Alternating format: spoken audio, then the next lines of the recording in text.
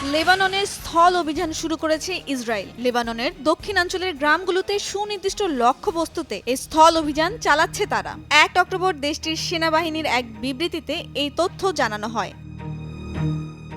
বিবৃতিতে বলা হয়েছে, দক্ষিণ লেবাননের সীমান্ত সংলগ্ন গ্রামগুলোয় হিজবুল্লাহর লক্ষ্যবস্তুতে কয়েক ঘন্টা আগে বিমান হামলা চালানো হয়েছে। একই সঙ্গে সেখানে স্থল বাহিনী প্রবেশ করেছে।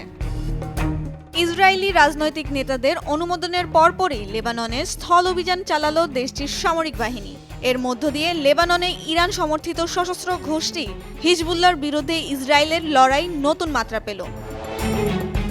হিজবুল্লাহর সঙ্গে ইসরায়েলের বিরোধ বেশ পুরনো। গত বছর গাজার যুদ্ধ শুরুর পর থেকে হামাসের সমর্থনে ইসরায়েলে হামলা চালিয়ে যাচ্ছেন লেবাননের সশস্ত্র গোষ্ঠী হিজবুল্লাহ। তাদের লক্ষ্য করে পাল্টা হামলা চালাচ্ছে ইসরায়েলও। সম্প্রতি এই হামলা ব্যাপক হারে বাড়িয়েছে দেশটি। এতে হিজবুল্লাহর প্রধান হাসান নাসরুল্লাহ সহ শীর্ষ পর্যায়ে কয়েকজন নেতা নিহত হয়েছেন।